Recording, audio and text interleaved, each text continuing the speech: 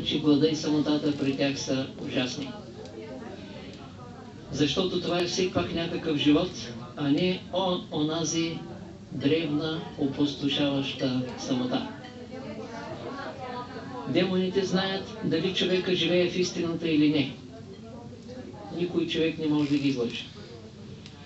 Често демоните искат разрешение да сторят по-голямо зло на човека, отколкото трябва, но Бог ги възпира. Но когато се случи те да сторят зло, Бог работи и го превръща в добро.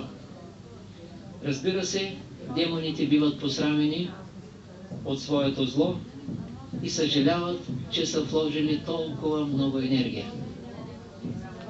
И всичко е отишло на празно. Но така действа Бог.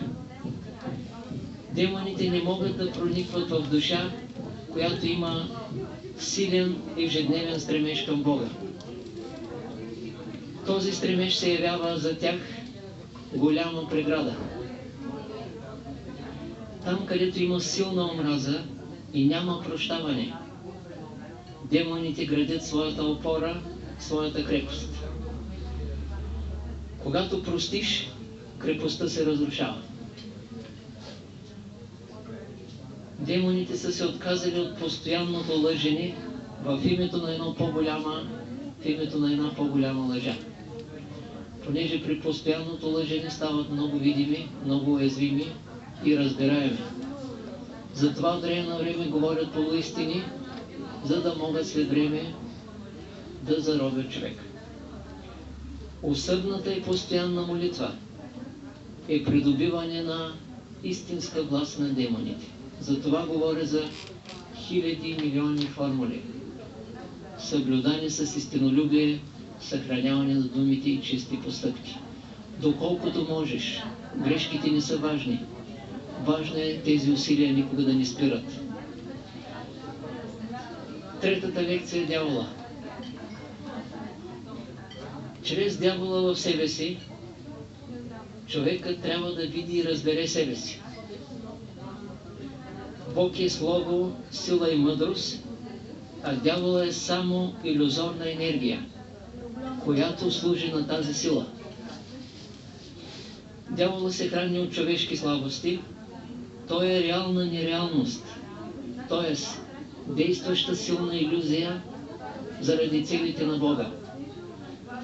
Значи някой път може да бъдеш заплашен от някой голям страх, пък да няма никой и да трепериш. Бог действа, защото иска да си направиш някои изводи, защото този страх може да стане опасност. Той може да се усили до степен, който може да парализира твоята воля. Защото страха има такава сила, ако ти не избереш правия път, да бъде парализирана твоята воля. Така Бог гони определени цели, за да спаси човека чрез тази негова илюзия. Всички, които се опитват да се борят с дявола със собствените си сили, пропадат. Който няма отношение към истината, в него бавно израстват тъмните сили и дявола. Той няма избор. Слабостите са енергии, а чистотата е сила. Не е лесно да се овладее дявола, защото чистия път е много дълъг. Учителя казва, по-трудолюбиво същество от дявола няма. И казва, дявола е най-трудолюбивото същество. Даже Христос се е изморял. Разбирате ли за какво става въпрос? Дявола е най-трудолюбивото същество. Той тича от сутрин до вечер, казва учителя, по работа. Няма никога почивен ден. Страшна, това е образец на усилена дейност. Докато човек от време на време може да си почини малко в молитви или в някаква почивка, за дявола няма почивка. Той трябва да накара всички да израснат и да се върнат в Бога. И учителя казва, дявола си върши много добре работата, аз му харесвам една добра черта. Много е прилежен. Ако го изпъриш от вратата, влиза през комина. Ако го изпъриш от комина, влиза през някоя малка дупчица или през прозореца и пак ще дойде и ще ти каже добър ден. Добър ден, как сте? И учителя казва, той е много учтив и много слаб. Дявола като направи грешка, смята, че е направил добро. А като направи добро, смята, че е направил голяма грешка и почва да се мъчи. Той е както добрият човек, като направи зло се мъчи, тук е обратно. Доброто стяга сърцето му и той почва да съжалява. Понякога, каза учителя, даже плаче. Доброто го измъчва. Отнета му е тази природа. Сякаш той се е завързал, сякаш е бил излъган, сякаш е влязал в капан. Често дяволската реч прилича на културна реч, защото дяволът е най-големия майстор в замаскирането. Всички хора, които дават големи обещания и много обещания, това са хора с слаба воля. Запомните. Не искам да говоря за политиците, всички обещания са страшно невежество наред. Говоря без изключение, защото той Бог изпълнява нещата. Никога човек не може да обещае нещо, което е в ръцете на Бога, което е огромно лицемерие. Така. Дявол обича много празните дискусии. Сега настава времена на огромни диалози, дискусии, спорове, където мислят, че нещо хората мислят, че нещо се решава. Дявола работи. Човешката реч и дяволската реч са голяма кърмична пропаст. Често устата не принадлежи на човека. И затова от устата може да излети силен дявол. Голяма злоба, даже и демон. Дори устата може да бъде заблудена, както очите, както и ушите. Що е дявола? Учителя казва. Дявола е онази силна воля на Бога, която покорява и превъзхожда злата и грубата воля на човека. Тоест, на всеки майстор на злото ще намери по-голям майстор. На най-голямата акула ще намери друга акула, която да я унищожи. Винаги има нещо по-голямо, защото Бог влиза в другото и го прави по-силно. Дяволът работи усърдно и след вярващи, и след невярващи. Вярващите не му пречат. Дяволът не е враг на Бога, а на неразумния човек. Този, който не търси Бога цялостно. Всичкото разрушително влияние на дявола всъщност ни учи да търсим реда и порядъка. И затова в света хората се учат от този отрицателен опит. Така те са заставени да мислят, да работят, да израстват. Ето защо съществува дявола. Той е двигателя на развитието. Дяволът никога не е бил с рога. Никога не е бил с копита и никога, казва учителя, не е бил грозен. Това е тайно светло същество от високите иерархии. То е дълбоко красива същност и способност на Бога, която движи развитието. Забележете какво казва учителя. Ще повторя. Дълбока, красива същност и способност на Бога. Не на кой да е, на самия Бог, която движи развитието. Но това е много скрита способност, защото сам Бог е пожелал тя да не се вижда. Така е решил той. Всеки път, когато се говори за дявола, той слуша и се интересува. Няма изключение. Той се интересува какво се говори за него и как се говори, начина по който се говори. Българската поговорка не случайно казва да не чуе дявола. Това означава, че старите хора са знаели, че той чува. Тази така наречена нечиста сила дявола е в най-чистите Божии ръце. Той е ръководи. Ако човека е в истината, дявола е зависим и властта му е отнета, защото в истината действа само Бог. Истината прави дявола подчинен. Истината е област на Бога И тук дявола няма достъп.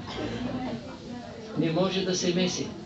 Истината е място и сфера, в която дявола не може да съществува.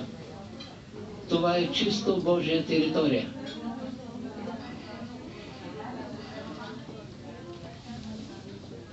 Спомням си, когато Държавна сигурност ме караха да пиша един документ, да напиша лъжа, казвам, това няма да го пиша по никакъв начин. Те ми казаха няколко цинични неща и прибавяха, че ще стане много по-лошо за тебе. Викам, няма проблеми, аз ще напиша истината и после видях как Бог ги разпиля.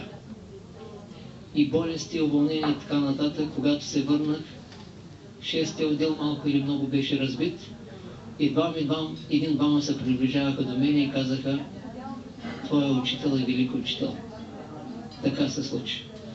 И казаха, ти си голям специалист по религиите. Викам, нямам нищо общо с религиите. Както и така. Човек, който е изменил на истината, е изменил на себе си. Оттам почва измяната. А който е изменил на себе си, много просто, той самия е дявол. Няма нужда да търси дявола. Той самия е дявол. Нечистия търси дявола и правилно. Защо?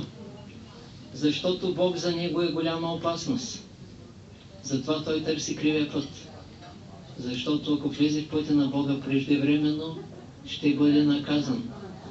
Бог трябва да му позволи. Ако нечистия започне постепенно искрено да се пречиства, след време ще има позволение и право да търси Бога. Тогава дявола ще ти уреди един фалшив живот. Става въпрос, когато не обичаш Бога. Значи, ако не обичаш Бога, дявола е майстор да ти уреди приятен, фалшив живот. Никой не може да узнае източника на злото, докато не придобие мъдростта и пълнотата на истината. Защото дяволът не е бил дявол преди да стане дявол, но той е трябвало да стане по повеление на Бога. Дяволът е необходимост за спасението на човешкия род и на йерархиите. Дълбоко в себе си самия Бог е пожелал спасение за съществата и за това създава Сатана и дявола. Това е великата Божия любов. Скритата цел на Бога е пречиста, не може да бъде пипната. Дяволът е създаден с велика цел, космическа цел. И тези, които го поведят чрез Бога в себе си, те ще образуват истинския космос, духовния космос, духовната вселена. Това беше третата лекция и завършвам с третата идея – лъжата. Всяка лъжа е влог в черната каса на злото. Който лъже другите, животът ще го излъже. Лъжата е голямо сеяне на допълнителни трудности и страдания, откъдето идва отчаянието на човека. Думите на лъжата трупат бъдеща бедност и тежки болести и последствия. Който лъже, навлиза все повече в неразбиране на нещата. Отнема му се разбирането. Той навлиза все повече в неразбиране на нещата. Лъжата е извратено говорене, развалено слово. Лъжата е най-силната връзка с проклятието и с смъртта. Ако искаш духът ти да е силен, трябва да се умиеш и от най-малката лъжа. Лъжата разрушава твоята тънка енергийна защита, откъдето много лесно наплуват многобройни паразити. Тънката енергийна защита. Тоест, може да носиш колкото си искаш талисмани. Една малка изтървана лъжа, талисмана става смешен. Тоест, или живееш правилен живот и не ти трябва талисмани и тамян, защото който иска с тамян да излъжи дявола, няма представа с кой си има работа. Българската поговорка казва: дявола сега сам пали тамян. Той много го обича. Той е нещо като, за него е нещо като роза, прекрасна цвет. Така. Лъжата е блокиране на Божия път в човека. Лъжата говори за личностно пропадане на човека и за стара връзка с тъмните сили. Докато истината е състояние, чрез което се движиш все повече в замисъла на Бога. Който е избрал лъжата, няма да му достигне вяра в тежки битки и събития в неговия живот. Тоест, ще му бъде отнета вяра, казано по друг начин. Ще му бъде изпратен проблем, трудност или събитие, което ще го разруши. Защото там Бог няма да участва. Там, където е лъжата, Бог не участва, не дава подкрепа. Бог е позволил на сатаната да излъже Адам и Ева, за да пропаднат те в по-малкото зло. Боговете са се отказали от лъжата, а демоните са се отказали от правдата. Ако лъжецът живее в разкош, това е едно разкошно робство и бъдещо пропадане. Лъжецът никога не знае своя път. Той върви в тъмнина, независимо дали изглежда успешен бизнесмен. Той върви в тъмнина. Човекът на лъжата никога не постига реалността. Лъжата и заблужденията са паднали същества, казва учителя, от стари цивилизации. Те са остатъци от разрушени космоси, от стари разрушени цивилизации. Лъжата е болест сама по себе си. Без да имаш друга болест, това ти стига. Лъжата сама по себе си е тежка болест, защото е връзка с стари, паднали, болни духове. Лъжата е умствена, истината е духовна и божествена. Лъжата е превърнала вечността във време. Лъжата е неумолим закон на падението. Животът няма нищо общо с лъжата, защото тайната на живота е чисто действие. Не е умствено действие, а чисто действие. Истинско чисто действие, както говори учителя в тази книга. И казва учителя в храма: мога да ви дам нещо, което го няма и във вечността. Не тук в света, там. Нещо много дълбоко, но то няма нищо общо с лъжата. Хората на лъжата не получават изцеление. Няма значение дали са деца. Бог знае лъжата им от миналите животи. Може да са събрани милиони пари и много хора да мислят, че всичко става с пари. Аз казвам твърдо не по законите на учителя. Парите не могат да направят всичко, само истината може да направи всичко. Никакви пари. Парите са бедни. Лъжата не получава изцеление, защото лекува само Бог, но Той никога не лекува лъжата. Лъжата, това е най-тежкият паразит. Лъжата носи повече безпокойства, отколкото човек може да си представи и предположи. Лъжеца никога не може да открие смисъла на живота. За него смисъл на живота е нещо странично, нещо даже безмислено. Понеже лъжеца не вижда истината, той иска да оправи света и другите, а не себе си. Лъжата е метод, който внушава илюзорния живот. Просто човек заживява в илюзорния живот. Тези, които лъжат, не са готови още за реалния живот. Те имат потребност от илюзии. Сещам се, учителя казва: ако ви кажа цялата истина, ще умрете. Ако ви спася от илюзиите, няма да оцелеете, но ще ви ги отнемам малко по малко. Илюзия по илюзия, за да може и да живеете.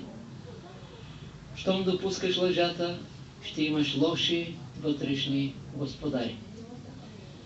Това беше за днес. Следваща лекция на 4 ноември.